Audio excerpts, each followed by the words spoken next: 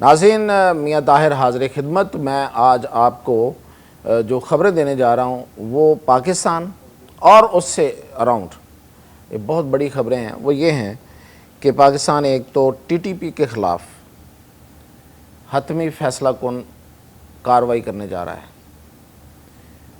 वो पाकिस्तान के हदूद के अंदर या पाकिस्तान की हदूद से बाहर, अफ़गानिस्तान की हदूद के अंदर, जितना भी अंदर, वहाँ पे मुकम्मल ये फ़ैसला है। और इसके लिए सबसे बड़ी बात यह है कि अफ़गान तालिबान अब मान गए। अब मानना उनकी मजबूरी रही है, इसलिए कि पाकिस्तान को सऊदी अरब, तुर्की और अमेरिका की हमायत हासिल है इस मामले में। और अब आप सबको पता होगा कि पाकिस्तान रशिया के भी बहुत करीब हो गया हुआ है और एक अरसे से है, और उसकी एक कुंजी है जिसके ज़रिए वो रशिया को उसने खोला है। रशिया जो एक बंद था हमारे लिए, वो बंद था, क्लोज था, उसको खोला है। उसकी भी आपको बताता हूँ। तो ये जो लोग थोड़ा हैरान हुए कुछ लोग कि ये जो रशिया ने, रूस ने तालिबान की हुकूमत को तस्लीम किया है, ये तस्लीम किया है, और रशियन सुप्रीम कोर्ट को तो ऐसे ही उन्होंने बहाने के तौर पे इस्तेमाल किया है। वो रशिया उसको तस्लीम करना चाहता था, रूस तस्लीम करना चाह रहा था तालिबान को। क्यों करना चाह रहा था? असल में ये एक रेस है पूरी दुनिया में कि जो काम पहले अमेरिका करना चाहेगा, रशिया चाहेगा वो उससे पहले कर ले। रशिया इससे पहले ही अपने आप को एक तरह से तालिबान के करीब कर चुका था, लेकिन वो ओपनली नहीं हो रहा था। वो ज़ाहरी तौर पे वो उसको तस्लीम नहीं उस वक्त तक कर रहा था जब तक वो वेस्ट का, अमेरिका का रवैया नहीं देख रहा था। और जैसे ही ज़ल्मे खलीलज़ाद जैसे एक जो एक स्टूज है, एक वो उनके हाथों में एक खिलौना है अमेरिका के हाथों में, उनको उन्होंने भेजा तो उसको समझ आ गई कि ये अमेरिका जो है वो तालिबान के साथ बातचीत चाहता है। तो इसलिए उसने फिर अब उसको तस्लीम कर लिया, उसने पहल कर ली इस मामले में। अमेरिका भी इसके बाद आ जाएगा, लेकिन अमेरिका को के अंदर कुछ सेन एलिमेंट्स हैं, कुछ बेहतर लोग जो पुराने समझदार लोग हैं, जो CIA के लोग हैं या कुछ अमेरिकी इस्टेब्लिशमेंट के लोग हैं, इवन ट्रंप के अपने जो नए लोग उसने लिए उनमें भी एक दो ठीक लोग हैं जो किसी हद तक उसको अमेरिका की हद तक अच्छा मशवरा दे रहे हैं। तो उन्होंने ये कहा है कि भाई डायरेक्ट आप बात ना करें तालिबान के साथ। डायरेक्ट, नंबर 1, डायरेक्ट तो अगर बात करेंगे तो इन्हीं से हमने शिकस्त खाई है, तो वो एक मैसेज गलत जाएगा फौरी तौर पे। और दूसरी बात ये है कि ये डायरेक्ट कंट्रोल होने वाले नहीं हैं, इन्हें हम नहीं कंट्रोल कर सकते, क्योंकि अमेरिका ने देख लिया यहाँ पे रह के कि वो अफगानिस्तान पे कंट्रोल नहीं कर सके। तो उस वक्त लड़ कौन रहे थे? तालिबान ही लड़ रहे थे। तो इनको अगर कंट्रोल करना है या इनके ऊपर इनसे कोई बात मनवानी है या इनके साथ जो भी बात करनी है, मामला तय करने हैं, वो वाया पाकिस्तान ही किया जाए। तो अब ये वहाँ पे ये फैसला जो है वो समवट कर लिया गया है। तो इसलिए ये ज़ल्मे वगैरह की जो अब ज़रूरत नहीं रही। वो कहीं कहीं खाल खाल आपको नज़र आएंगे इस तरह के करैक्टर्स जो हैं। उन्होंने अपनी नौकरी तो कहीं ना कहीं रखनी होती है, रोज़गार रखना होता है, लेकिन असल में ये काम पाकिस्तान को मिल गया है। तो पाकिस्तान को तो पहले ही चाहिए था, इसलिए चाहिए था कि वो तालिबान जो हैं, अफ़गान तालिबान, वो बड़ी हद तक सपोर्ट कर रहे थे TTP को, और TTP जो है वो यहाँ पे दहशतगर्दी कर रही थी, और दाइश और पता नहीं कौन कौन से मिलके यहाँ दहशतगर्दी कर रहे थे। और उनके लिए सेफ हेवन था अफ़गानिस्तान, और बड़ा इन डेप्थ जाके वो कहीं भी जाके पनाह लेते थे, वहाँ से आते थे और ये काम करके चले जाते थे। लेकिन जब अमेरिका की इमदाद बंद हुई है तो तालिबान के होश ठिकाने आ गए। उन्हें पता चल गया कि भाई बग़ैर पैसे के, बग़ैर दुनिया से ताल्लुक़ बनाए के, बग़ैर तिजारत के हुकूमतें नहीं चलती, ना हुकूमतें बनती हैं। ये बात बड़ी हद तक लोगों की जो इनके नाक़िद हैं वो बड़ी सही करते हैं कि जो तालिबान हैं वो हुकूमत करने का स्टफ़ नहीं है, वो मटीरियल नहीं है। वो मतलब यही है कि बंदूक कंधे पे रखी और चल दिए, ये वाला काम है। लेकिन अब उनमें ये सेंस प्रिवेल कर गई है कि भाई अगर हमने रहना है, अब तो उनके वजूद को ख़तरा है। अब अगर वो सिर्फ लड़ाई पे यकीन रखते हैं तो वो ख़त्म हो जाएंगे। इसलिए ख़त्म हो जाएंगे कि देखें इस खिते में कितना बड़ा इंटरेस्ट है पूरी दुनिया का। पूरी दुनिया, रशिया, अमेरिका, अच्छा सऊदी अरेबिया, टर्की, इधर से बांग्लादेश, पाकिस्तान, रशियन स्टेट्स।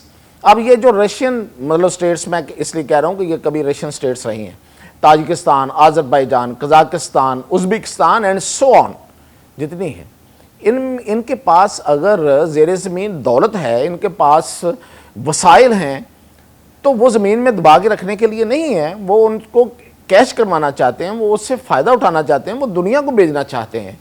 तो उसके लिए जो बेहतरीन रूट है, देखें अब कल मेरी बात हो रही थी आज़रबाईजान के सफ़ीर के साथ जो पाकिस्तान में है, उनके पास रास्ता है कैस्पियन सी के ज़रिए, लेकिन वो यूरोप से लिंक कर सकते हैं, लेकिन उनको जो सबसे बड़ा फ़ायदा पहुंच सकता है वो इस रूट से पहुंच सकता है कि वो via Afghanistan, via Tajikistan, via Uzbekistan, Afghanistan से होते हुए पाकिस्तान में दाखिल हों और उसके बाद वो ग्वादर के ज़रिए पूरी दुनिया में चले जाएं, वो इंडिया भी चले जाएं, वो बांग्लादेश चले जाएं, वो पूरी दुनिया उनके सामने, मलेशिया, इंडोनेशिया एंड यूरोप, जहाँ तक वो जाना चाहें वो उनके लिए खुली हुई है। तो इसलिए अब ये तो मैंने एक की बात की, इसी तरह उज़्बेकिस्तान और ताजिकिस्तान है। उज़्बेकिस्तान और ताजिकिस्तान का इशू ये है कि ये दोनों पाकिस्तान की तरह अफ़गानिस्तान से मुतासर हैं। मुतासर से मुराद कि उनके भी दहशतगर्द वहाँ बैठे हुए हैं। अगर हमारे दहशतगर्द टीटीपी वहाँ बैठी हुई है तो उज़्बेक और ताजिक वहाँ पे बैठे हुए हैं और वो पनाह लेके बैठे हुए हैं, तो वो भी यही चाहते हैं। तो अब ये सरहदें खुलेंगी, सरहद वाले ऑलरेडी वैसे खुली हुई हैं, सिर्फ ये कि वो ऑपरेशनल उस तरह से नहीं है कि तिजारत पूरी तरह से हो सके, छोटी मोटी तिजारत चल रही है। रेल ट्रैक वहाँ बिछ रहा है, बहुत सा काम हो चुका है। चाना जिस तरह मैंने आपको बताया था, वाया वाखान पट्टी, उसको रास्ता मिल चुका है वहाँ से। तो असल में मैं आपको बताऊं कि होने क्या जा रहा है, असल में ये होने जा रहा है कि ये जो पश्तून बेल्ट है अफ़गानिस्तान की, इसको सिक्योर किया जाएगा। फर्स्ट ऑफ ऑल ये है पहले नंबर पे जो प्रायोरिटी है, रशिया की, अमेरिका की, पाकिस्तान की, चीन की, तुर्की की, सऊदी अरब की, बांग्लादेश की और ये जो मैंने रियासतों के नाम लिए इनकी, वो ये है कि ये पट्टी जो है ना, इसको क्लियर किया जाए। छोटी मोटी चांदमारी लगी रहेगी। अगर किसी ने जंग लड़नी है तो वो दूसरी पट्टी पे जाके लड़ ले, वहाँ वो खाली रहेगी, उधर बेशक जंगे करते रहें, क्योंकि जाहिर है इतनी ज़्यादा वहाँ पे मुज़ाहमत है, इतने लोग जो हैं वो मुसल्लह हैं, इतने ग्रुप्स हैं, पूरी दुनिया के ग्रुप्स हैं, वो कोई किसी को कुछ सपोर्ट कर रहा है, कोई बगैर सपोर्ट के भी बैठा हुआ है, तो उनका मकसद ही लड़ना है, उनकी ज़िंदगी ही लड़ना है, तो वो एकदम तो ख़त्म नहीं हो सकते। ये साल, 2 साल, 3 साल, 5 साल की भी गेम नहीं है। तो इसलिए एक एरिए को सिक्योर किया जाए और यहाँ से तजारती रूट्स जो हैं वो बनाए जाएँ और फिर आगे फिर जो बाकी जो मामला हैं फिर वो अफ़गानिस्तान के। और मीनवाइल अच्छा, अब तालिबान को मैंने कहा कि चूंकि उनके पैसे बंद हुए, अमेरिका के पैसे बंद हुए, इधर पाकिस्तान ने उनको स्क्रू किया, अब उनको इतनी अकल आ गई है कि अब वो जो बॉर्डर पे सिस्टम है उसको उन्होंने फाल कर दिया है। कैसी, मतलब ये ना अनहोनी सी चीज़ है, लोगों को ये इस पर यकीन नहीं आएगा कि वो बाकायदा जो बॉर्डर पे सिस्टम होता है कि आप कस्टम का ऑटोमेटिक सिस्टम, कस्टम आ रहा है, जा रहा है, कस्टम की आप चीज़ें वो कटौतियाँ कर रहे हैं, जो माल आ जा रहा है उस पर, तो वो जो पूरा सिस्टम है उस पर वो उन्होंने फाल कर लिया और उससे वो बाकायदा पैसे वसूल कर रहे हैं, मतलब उसके अपने महसूलात इकट्ठे कर रहे हैं। तो इतनी अकल आ गई है। अकल आ जाती है जब आपके पास खाने पीने को कुछ ना हो, तो फिर आपको कोई ना कोई रास्ता निकालना पड़ता है। तो अब ये वो इस तरफ ये जो मुल्ला कंदारी साहब जो थे, जो सबसे ज़्यादा ट्रबल मेकर थे, अब उनको भी समझ आ गई है कि ये मिल के चलना पड़ेगा, अदरवाइज़ कुछ और नहीं होगा। तो इसलिए पाकिस्तान के जो नायब वज़ीर आज़म और वज़ीर ख़ारजा इसहाक़ डार हैं वो भी जा रहे हैं, उनकी भी एक बड़ी ज़बरदस्त मुलाकातें हो रही हैं। उससे पहले सादिक ख़ान की मुलाकातें बहुत ज़बरदस्त रही हैं। तो डिप्लोमेटिकली हमें बहुत अच्छी अमेरिका के ज़रिए एंड डायरेक्टली बड़ी अच्छी कामयाबियाँ मिल गई हैं। और रशिया जो है उसकी कुंजी हमारे पास है, बेलारूस है, वो हमारी बातचीत उसके साथ ऑलरेडी पहले से चल रही है, सारे मामलात हैं। तो इसलिए ये एरिया अब सिक्योर होगा और बलूचिस्तान का एरिया सिक्योर होगा और इसी साल में होगा ये अगली बड़ी खबर ये है कि 2025 में ये सारे मामला पाकिस्तान के अंदर तक तो ज़रूर ये सारे क्लियर करने का जो है ना वो प्लान है कि ये दहशतगर्दी इसी साल ख़त्म, 2026 में दहशतगर्दी नहीं होगी। 2025 की दहशतगर्दी आहिस्ता आहिस्ता आहिस्ता आहिस्ता मिटिगेट करते करते करते इसको एलिमिनेट कर दिया जाएगा। क्यों कि ये जो मिनरल्स कॉन्फ्रेंस हुई है इसके नतीजे में बहुत से मुल्क हमारे साथ इंटरेस्टेड हैं, समेत अमेरिका का आपको पता जो सबसे बड़ा इशू ये है कि अमेरिका के पास ना एनर्जी है ना मिनरल्स हैं।